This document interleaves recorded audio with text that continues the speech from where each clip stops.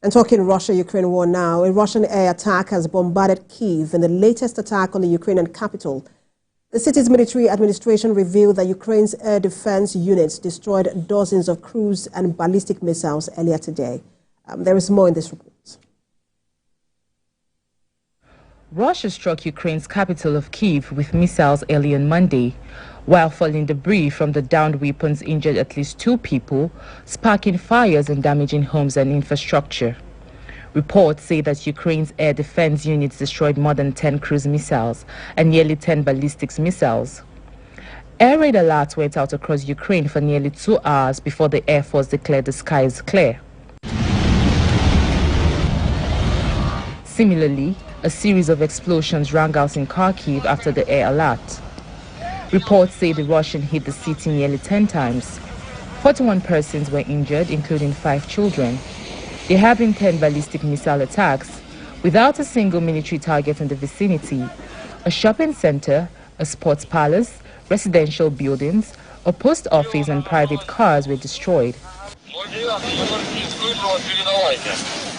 Meanwhile, authorities in the Russian region of Volgorod said a Ukrainian attack destroyed a childcare facility as the warring pair continued to swap airstrikes.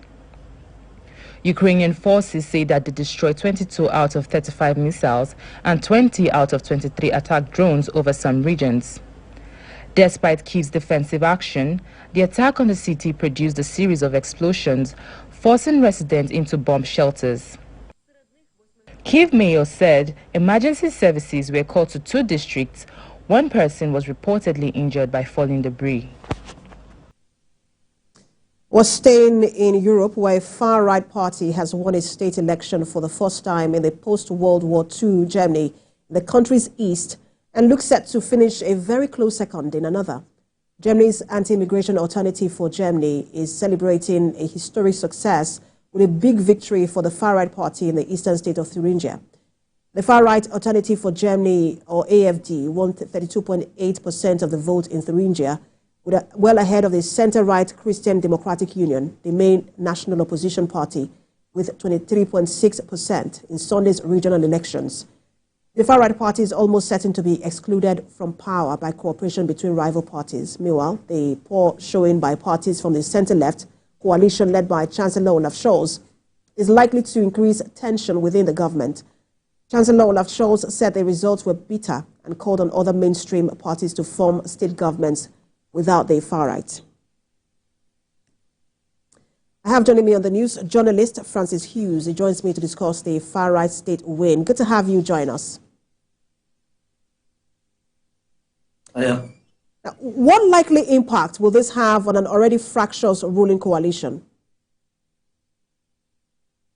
That's a very good question. I think what we really should be trying to understand is why people in Germany are voting for far-right neo-Nazi, neo-fascist parties.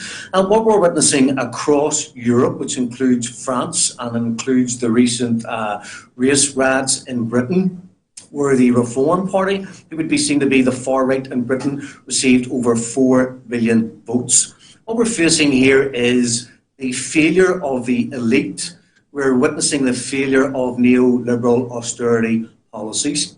When Margaret Thatcher came to power in Britain in 1979 and Ronald Reagan came to power in America, they introduced neoliberal austerity. So what they did was they privatised all the national companies and all the utilities. So in effect, money that was being made for the public purse to be put into public services was privatised, and all the tax revenue and profit was taken away from the services that people need in education, in health and in social services.